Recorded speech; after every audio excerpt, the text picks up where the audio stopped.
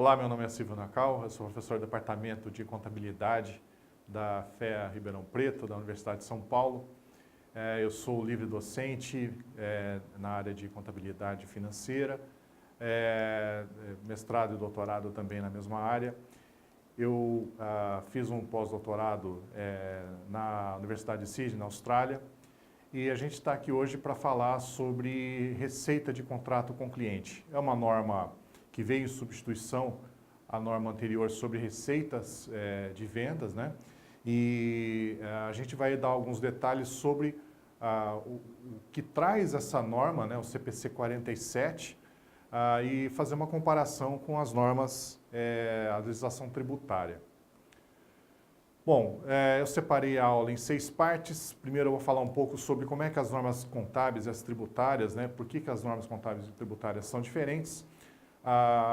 Retomar um pouco sobre a receita na legislação do imposto de renda. Aí, entrando mais na norma contábil, receita de contrato com cliente, né, aspectos gerais. Aí, entrando um pouco sobre reconhecimento de receitas de contrato com cliente. Na sequência, a mensuração da receita e depois, finalmente, falar um pouco sobre a divulgação e algumas considerações finais. Essas são, então, as partes aí dessa aula. Eu vou começar então falando sobre por que as normas contábeis e tributárias são diferentes, né? Existe uma razão de elas serem diferentes e por que é que então a gente precisa fazer os ajustes entre a informação que é feita para fins de divulgação, né, para o cálculo do lucro tributável.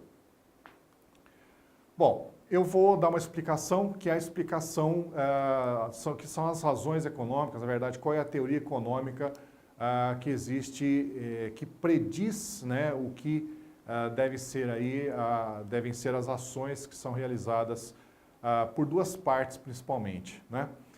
A gente considera que existe uma parte numa relação contratual, né, que emprega uma outra parte, né? Então essa primeira parte é chamada de principal e a segunda parte é chamada de agente.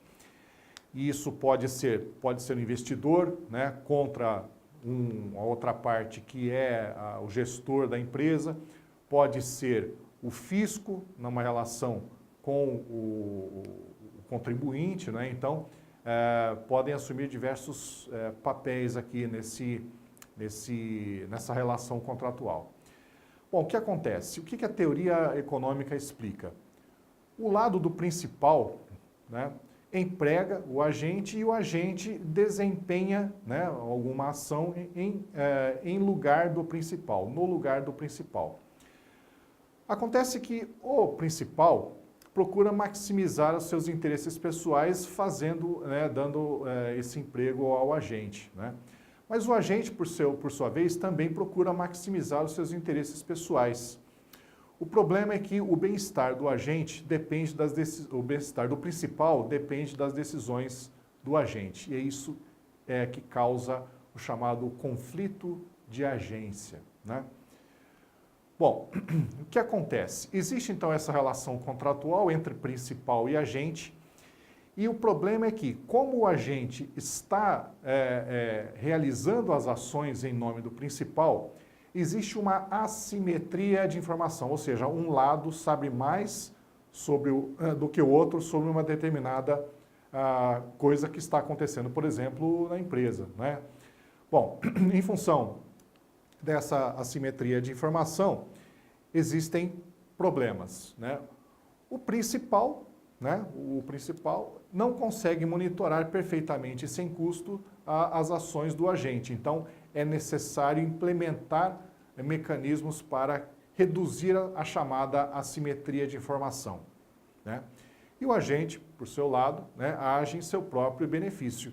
Esse é o problema que existe, porque o agente pode acabar expropriando, né, a riqueza, tá certo, do principal. A teoria prediz que nessa relação contratual o contrato é incompleto e inexiste agente perfeito, né? Então, você pode até tentar reduzir os problemas, os conflitos de agência, mas a teoria prediz que você nunca vai conseguir eliminar todas as possibilidades, né, de o agente agir em próprio benefício em detrimento do interesse do principal. Bom, essa é a teoria, né, mas como é que ela se aplica nas relações que a gente tem aqui, que são ligadas à informação contábil, né? Então vamos pegar aqui a relação entre investidor e o gestor, né? Então, eu estou na ideia de que os investidores, os acionistas, por exemplo, né, empregam um gestor profissional para a gestão da sua empresa, né? Veja, o gestor tem como interesse econômico a remuneração, né? E o investidor tem como interesse econômico obter lucros, valorização da sua participação, valorização das suas ações. Aí veja o que acontece. O gestor vai procurar maximizar a sua remuneração, né? Então, mesmo que ele tenha ali um rendimento fixo, né, ele pode buscar formas de aumentar essa sua remuneração. Uma coisa que ele pode fazer, por exemplo, bom, eu ganho salário fixo, ok, mas eu quero preservar o meu emprego aqui, né? Então, eu preciso mostrar um bom desempenho, né? E o desempenho, muitas vezes, ou talvez o principal indicador de desempenho do gestor é o lucro, né? Então, para mostrar um bom desempenho, mesmo que não seja um desempenho real, né, o gestor pode usar, né, da contabilidade para mostrar um lucro maior do que de fato é para o investidor. O investidor vai tomar lá suas decisões a respeito da empresa, né, com base nessa informação. Acontece que existe, como eu tinha falado, assimetria de informação. Então, o gestor não tem condições de avaliar plenamente se aquele lucro de fato, a representação do desempenho econômico do gestor, né? Aí você pode pensar, bom, então nós podemos aperfeiçoar esse contrato, né, com o gestor de maneira a fazer com que o lucro possa refletir melhor a realidade, né? Uma das coisas que o gestor pode fazer, por exemplo, ter gastos, realizar gastos, né, em seu próprio benefício. Então, por exemplo, vou comprar um carro em nome da empresa, já que sou eu quem decide quais são os recursos que vão ser alocados, eu vou comprar um carro para meu uso, né? E é claro que isso vai gerar uma despesa maior para a empresa. Então, isso também pode acontecer além da própria manipulação da informação contábil. Pois bem, então, o investidor pode aqui adotar mecanismos, né, para evitar que o gestor realize essas ações ou para evitar a manipulação da informação contábil. Bom, então ele pode, por exemplo, melhorar o mecanismo de remuneração do gestor, né, dando, por exemplo, para ele participação no lucro para evitar que ele tenha benefícios autoconcedidos, correto? Só que isso também não vai resolver todos os problemas, né? Porque ele pode, via manipulação da informação, tentar mostrar um lucro maior do que é de verdade. Ou seja, como prediz a teoria, mesmo que o investidor procure melhorar esses mecanismos, nunca ele vai acabar com esse problema chamado de conflito de agência. Bom, mas beleza. Nós temos de um lado aqui, né, a busca então por um maior lucro contábil do ponto de vista do gestor. O gestor vai ter o interesse de buscar aqui um maior lucro contábil, né? Buscar informar um maior lucro contábil, mesmo que isso não seja a expressão da verdade. Agora, vamos olhar para uma outra relação, uma relação entre fisco e contribuinte, ou o fisco aqui e o gestor, né? O gestor também continua com o mesmo interesse econômico, ou seja, a remuneração, né? Só que o que acontece? Nessa relação com o fisco, ele vai fazer uma declaração de imposto de renda. E imposto de renda para ele, né, pelo menos para a empresa, é uma despesa, tá certo? Então isso deve reduzir o lucro. Então, quanto maior o lucro tributável, maior a despesa, menor o lucro para ele, e, portanto, menor o desempenho, né, pior o desempenho que ele vai demonstrar para os seus empregadores, né, o investidor aqui no caso. Então, é claro que, para ele, o mais interessante é, se ele busca maior remuneração, manutenção no seu emprego, maior remuneração via participação nos lucros, ele vai procurar reportar o menor lucro tributável nessa relação com o fisco. Ou seja, para o fisco ele vai tentar mostrar qual é o menor lucro, vai tentar mostrar um menor lucro tributável.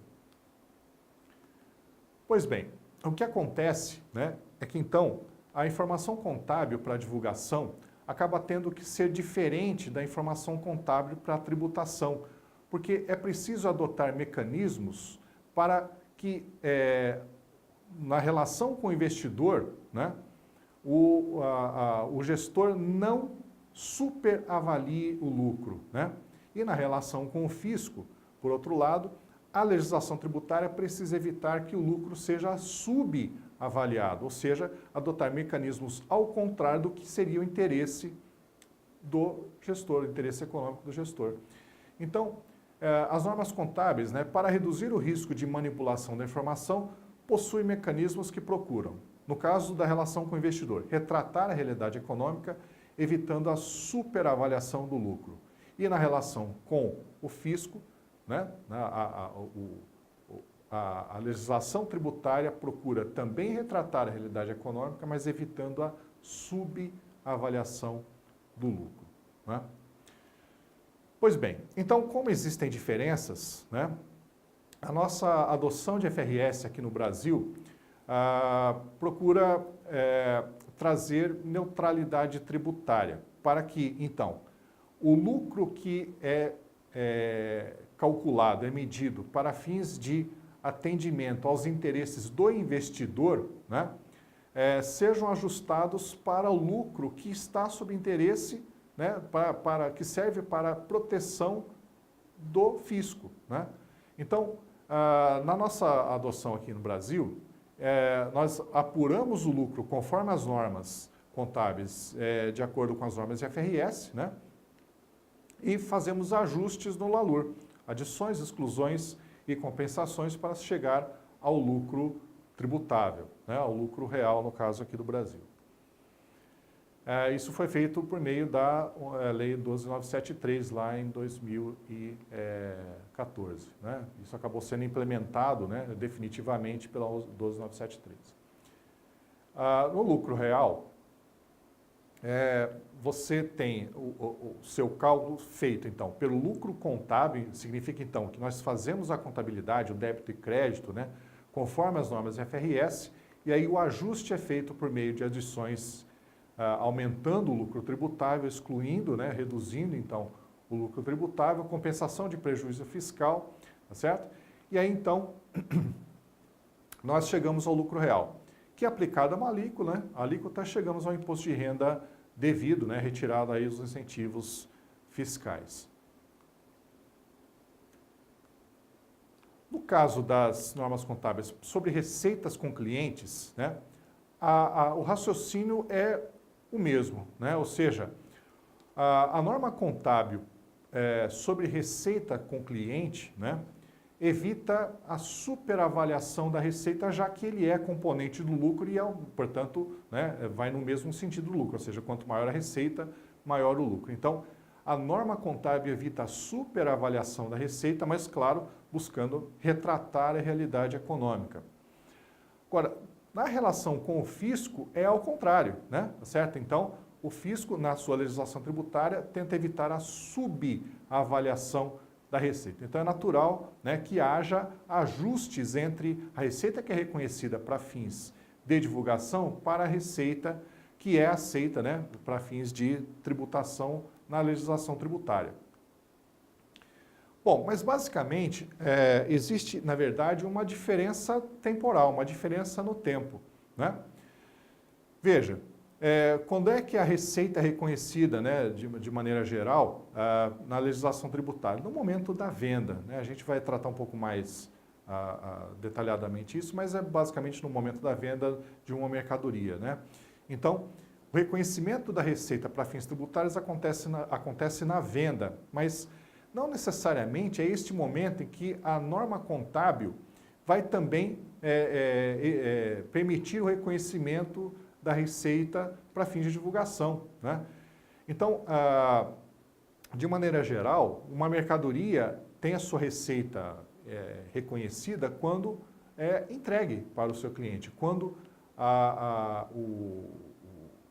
o cliente passa a deter o controle daquele ativo, né? Então, é esse o momento em que a receita para fins de divulgação é reconhecida.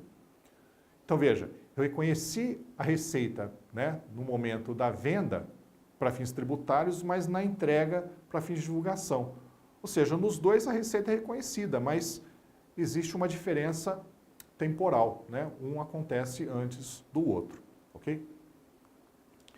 Esse é o exemplo da venda para entrega futura, né? Ou seja, no momento da venda, eu não posso necessariamente reconhecer esta receita porque se a empresa mantiver o controle daquele estoque, né, ou seja, ela pode, por exemplo, pegar aquele estoque de fertilizante, por exemplo, que ela tenha lá eventualmente, e entregar aquela mercadoria, né, que tinha sido adquirida, pelo cliente, entregar para outro, né, e depois, na hora que o cliente for retirar aquela mercadoria, você entregar outro estoque, se você tem essa capacidade de gestão, você ainda detém o controle daquele estoque, portanto, o controle econômico, né, daquele estoque, e, portanto, você não pode ainda reconhecer a receita. Mas, para fins fiscais, né, para fins de imposto de renda, se você emitir uma nota fiscal de venda, mesmo que seja venda para entrega futura,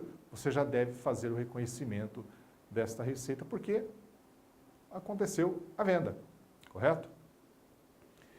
É curioso que a legislação, né, mesmo a legislação tributária, pode ter aí diferenças, né? No caso do ICMS, por exemplo, a receita, né, entre aspas, para fins de ICMS só é reconhecida no momento em que há circulação de mercadorias, né? Então, você vai ter o débito de ICMS só na hora em que houver a circulação, ou seja, nesse caso aí, a entrega da mercadoria. Portanto, vocês podem observar que há aí, né, algumas diferenças temporais, né, no reconhecimento de receita. Agora, no momento do reconhecimento, no momento da entrega, né, aí sim você pode reconhecer a receita para fins de divulgação, a receita conforme IFRS, né? Então, nesse caso aí, eu vou reconhecer uma receita, né, um resultado, nesse caso de R$1.000, um custo de 900 e um lucro de 100, né? Mas para imposto de renda, a receita já tinha sido reconhecida antes, correto? Então, naturalmente, eu vou ter que fazer aqui um ajuste. Aí, só para completar, né, para ICMS também é reconhecida aí a receita, né, entre aspas, ou seja, haverá o débito de ICMS sobre esse valor da venda, né? Então, como é que vai ser feito o ajuste? No momento da venda, né, não tem receita nenhuma reconhecida na demonstração de resultados, né? Portanto, lá o valor da venda para entrega futura, 0, né? Só que ela tem que ser oferecida para tributação e, portanto, eu vou fazer lá um ajuste no LALUR, né, adicionando os R$1.000 de receita, excluindo 900 de custo, né? E aí, então, esse valor aí vai ser tributado. No momento da entrega, então, eu vou ter o resultado na DRE, né, uma receita de R$1.000, aí um custo de 900, um lucro bruto de 100. Só que observe, esse lucro já foi tributado lá atrás, né, no momento da venda. Aí, então, eu tenho que fazer o ajuste ao contrário agora, adicionar os 900 e excluir os 1.000, né? Portanto, a diferença entre os dois lucros vai ser apenas temporária, né, porque uma receita foi reconhecida de 1.000 para um e para outro, né, e um custo de 900 para um e para outro. Correto? Então, vou dar um outro exemplo aqui, né, só para mostrar essa questão da diferença aí entre os reconhecimentos, né? Digamos que eu tenha lá, né, uma quantidade de vendas normais, né, de R$ 5.000 e R$ 1.000 de venda para entrega futura, né, totalizando uma receita naquele período de 6.000.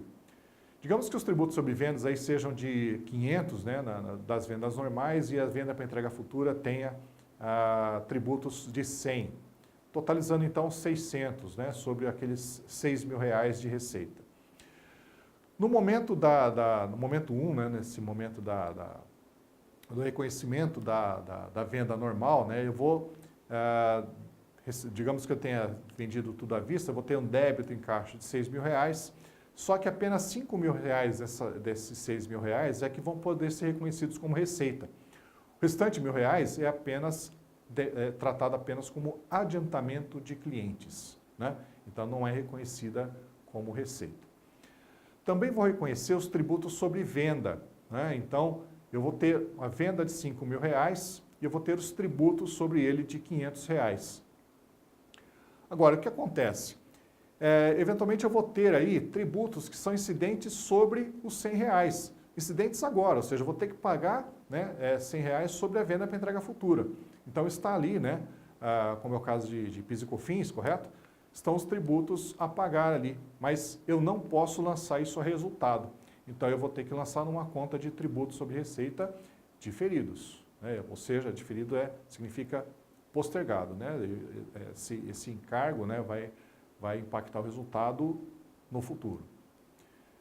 Vamos para o momento 2. Houve a entrega do produto, tá certo? E aí, então eu posso reconhecer aquela receita que estava contabilizada lá como adiantamento de clientes, né? Então eu debito aquele adiantamento de clientes, credito receita em 1.000. E aí eu vou, né, levar para resultado aquele tributo que na verdade até tinha sido pago, né? Então eu vou debitar tributos sobre vendas e creditar tributos sobre receita diferidos de 100, matando aquela conta que tinha ficado lá. Vou tratar agora de receitas de acordo com a legislação tributária, só para retomar aqui, né, as definições que a legislação tributária traz a respeito de receita, para a gente então fazer relações, né, com o tratamento contábil para fins de divulgação. Bom, então a receita bruta, né, conforme definido na Lei 12.973, compreende 1. O produto da venda de bens nas operações de conta própria, então venda de produtos e venda de mercadorias.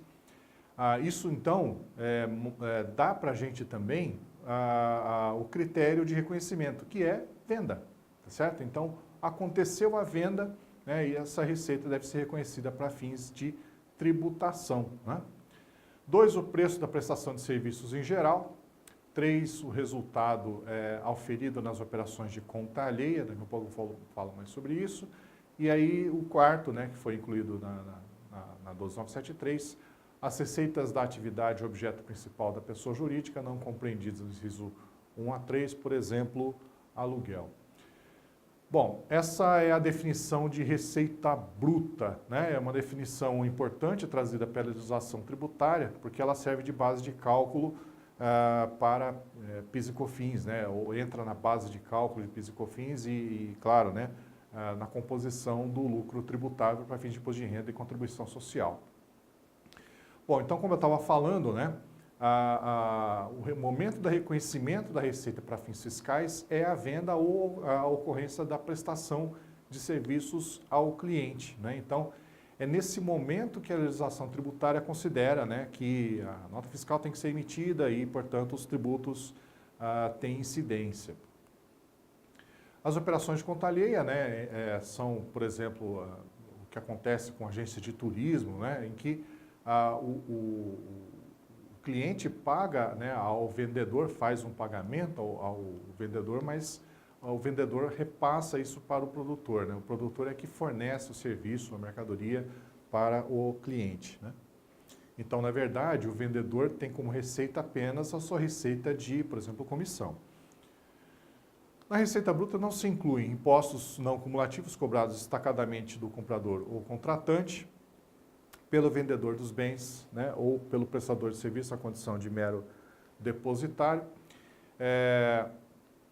Então, não estão incluídos aí, do caso, né, no caso brasileiro, o IPI, Imposto sobre Produtos Industrializados, né, ICMS, substituição tributária, né, também não vai entrar aí na receita bruta, porque isso é considerado como tributos que são pagos pelo cliente, certo? Mas inclui-se tributos sobre incidentes, né, e valores decorrentes de ajuste a valor presente, né? Então, os tributos que são incidentes sobre a receita bruta estão incluídos aí dentro da própria conta, né? É importante mencionar que é o seguinte, né? A receita bruta é uma definição da legislação tributária, né? Ou seja, a receita bruta não é a receita que vai ser apresentada na demonstração de resultados para fins de divulgação, correto? É uma definição da legislação tributária, né? A norma contábil brasileira considera a receita bruta, né? Ela exige até a divulgação da receita bruta e exige a divulgação da conciliação, né, da receita bruta com a receita que é apresentada na demonstração de resultados. Então, a receita bruta deve continuar a ser reconhecida e mensurada conforme determinado pela legislação tributária e registrada na escrituração comercial da pessoa jurídica, ou seja, a pessoa jurídica tem que fazer, né, a contabilização da receita bruta, mesmo não tendo que apresentar lá na demonstração de resultados, né?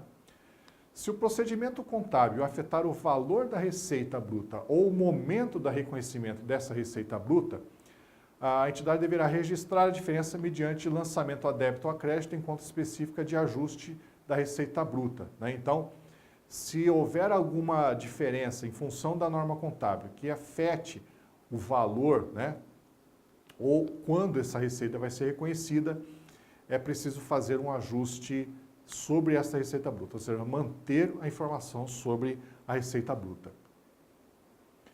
Bem, a receita líquida será a receita bruta menos devoluções e vendas canceladas, descontos concedidos incondicionalmente, tributos sobre ela incidentes, né, e valores decorrentes do ajuste a valor presente das operações vinculadas à receita bruta. Então, a gente vai entrar um pouco mais a fundo nessa questão do ajuste a valor presente daqui um pouquinho.